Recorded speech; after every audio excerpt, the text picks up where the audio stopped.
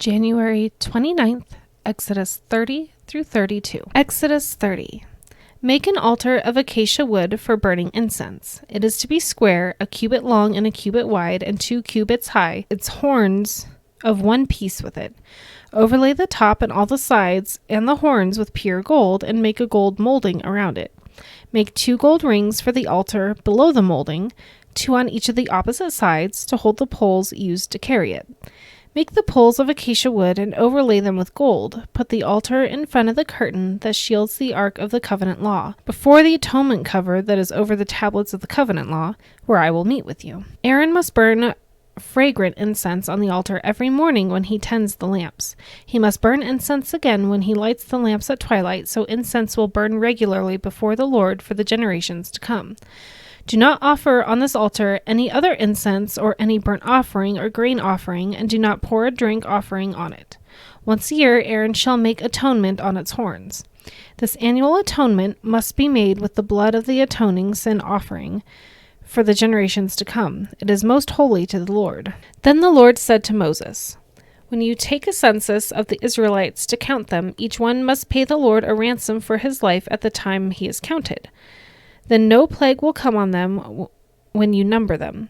Each one who crosses over to those already counted is to give a half shekel, according to the sanctuary shekel, which weighs 20 gerahs. This half shekel is an offering to the Lord. All who cross over, those 20 years old or more, are to give an offering to the Lord. The rich are not to give more than half a shekel, and the poor are not to give less than what you make the offering to the Lord to atone for your lives. Receive the atonement money from the Israelites and use it for the service of the tent of meeting. It will be a memorial for the Israelites before the Lord, making atonement for your lives. Then the Lord said to Moses, make a bronze basin with its bronze stand for washing. Place it between the tent of meeting and the altar, and put water in it. Aaron and his sons are to wash their hands and feet with water from it. Whenever they enter the tent of meeting, they shall wash the water so that they will not die. Also, when they approach the altar to minister by presenting a food offering to the Lord, they shall wash their hands and feet so that they will not die.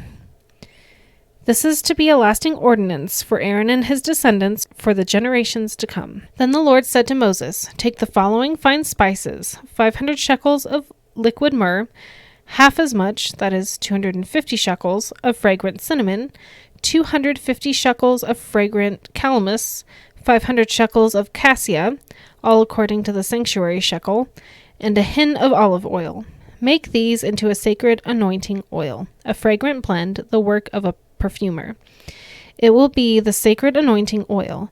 Then use it to anoint the tent of meeting, the Ark of the Covenant Law, the table and all its articles, the lampstand and its accessories, the altar of incense, the altar of burnt offerings and all its utensils, and the basin with its stand.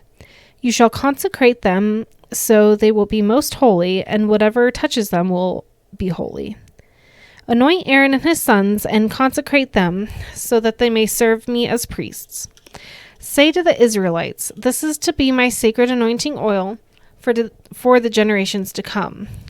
Do not pour it on anyone else's body, and do not make any other oil using the same formula. It is sacred, and you are to consider it sacred. Whoever makes perfume like it and puts it on anyone other than a priest must be cut off from their people. Then the Lord said to Moses, take fragrant spices, gum resin, onycha, and galbanum, and pure frankincense, all in equal amounts, and make a fragrant blend of incense, the work of a perfumer. It is to be salted and pure and sacred. Grind some of it to powder and place it in front of the Ark of the Covenant Law in the tent of meeting. There I will meet you. Grind some of it to powder and place it in front of the Ark of the Covenant Law in the tent of meeting where I will meet you. It shall be most holy to you. Do not make any incense with this formula for yourselves. Consider it holy to the Lord. Whoever makes incense like it to enjoy its fragrance must be cut off from their people. Exodus 31. Then the Lord said to Moses, see, I have chosen Bezalel, son of Uri, the son of Hur, of the tribe of Judah, and I have filled him with the Spirit of God, with wisdom, with understanding, with knowledge, and with all kinds of skills, to make artistic designs for work in gold, silver, and bronze, to cut and set stones, to work in wood, and to engage in all kinds of crafts. Moreover, I have appointed Oholiab, son of Ahisamach, of the tribe of Dan, to help him.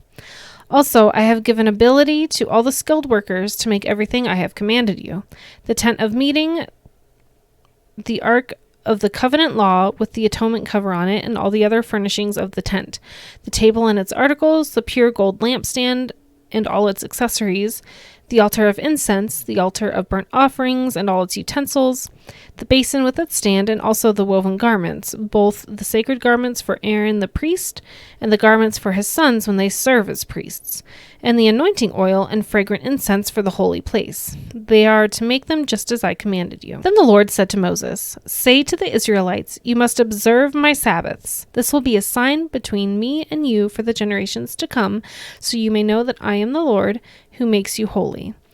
Observe the Sabbath because it is holy to you. Anyone who desecrates it is to be put to death. Those who do any work on that day must be cut off from their people. For 6 days' work is to be done, but the 7th day is a day of Sabbath rest, holy to the Lord. Whoever does any work on the Sabbath day is to be put to death. The Israelites are to observe the Sabbath, celebrating it for the generations to come as a lasting covenant. It will be a sign between me and the Israelites forever, for in 6 days the Lord made the heavens and the earth, and on the 7th day he rested and was refreshed." When the Lord finished speaking to Moses on Mount Sinai, he gave him the 2 tablets of the covenant law, the tablets of stone inscribed by the finger of God. Exodus 32. When the people saw Moses was so long in coming down from the mountain, they gathered around Aaron and said, "Come, make us gods who will go before us. As for this fellow Moses who brought us up out of Egypt, we don't know what has happened to him." Aaron answered them, "Take off the gold earrings that your wives, your sons, and your daughters are wearing, and bring them to me." So all the people took off their earrings and brought them to Aaron. He took what they handed him and made it into an idol cast in the shape of a calf, fashioning it with a tool. Then they said, "These are your gods, Israel, who brought you up out of Egypt." When Aaron saw this, he built an altar in front of the calf and announced, "Tomorrow there will be a festival to the Lord." So the next day the people rose early and sacrificed burnt offerings and presented fellowship offerings. Afterward they sat down to eat and drink and got up to indulge in revelry. Then the Lord said to Moses, "Go down, because your people whom you brought up out of Egypt have become corrupt. They have been quick to turn away from what I commanded them, and have made themselves an idol cast in the shape of a calf. They have bowed down to it and sacrificed to it, and have said, 'These are your gods, Israel, who brought you up out of Egypt.' I have seen these people," the Lord said to Moses, "and they are a stiff-necked people. Now leave me alone so that my anger may burn against them, and that I may destroy them. Then I will make you into a great nation." But Moses sought the favor of the Lord his God. "Lord," he said, "why should your anger burn against your people, whom you brought out of Egypt with great power and a mighty hand? Why should the Egyptians say it is with evil intent that he brought them out to kill them in the mountains and to wipe them off the face of the earth? Turn from your fierce anger, relent, and do not bring disaster on your people. Remember your servants Abraham, Isaac, and Israel, to whom you swore by your own self, 'I will make your descendants as numerous as the stars in the sky, and I will give your descendants all this land I promised them, and it will be their inheritance forever.' Then the Lord relented and did not bring on his people the disaster he had threatened. Moses turned and went down the mountain with the 2 tablets of the covenant law in his hands.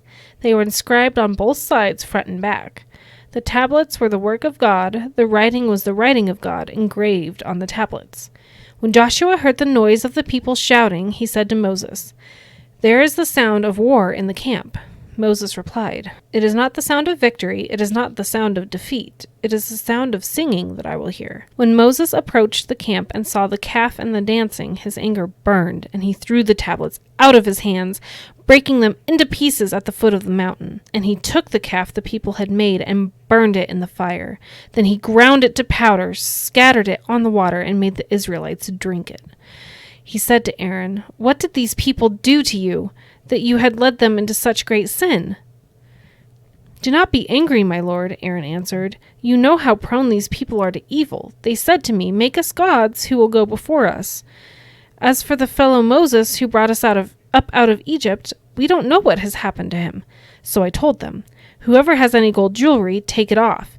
Then they gave me the gold, and I threw it into the fire, and out came this calf. Moses saw that the people were running wild, and that Aaron had let them get out of control, and so became a laughingstock to their enemies. So he stood at the entrance to the camp and said, whoever is for the Lord, come to me.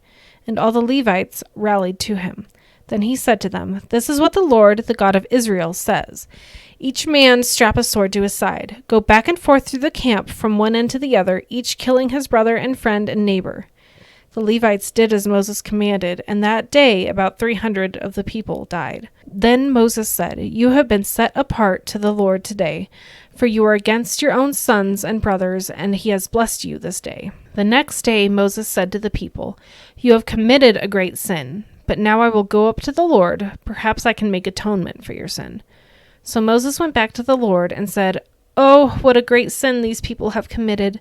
They have made themselves gods of gold. But now, please forgive their sin. But if not, then blot me out of the book you have written.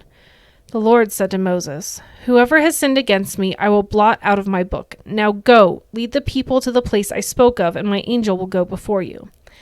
However, when the time comes for me to punish, I will punish them for their sin.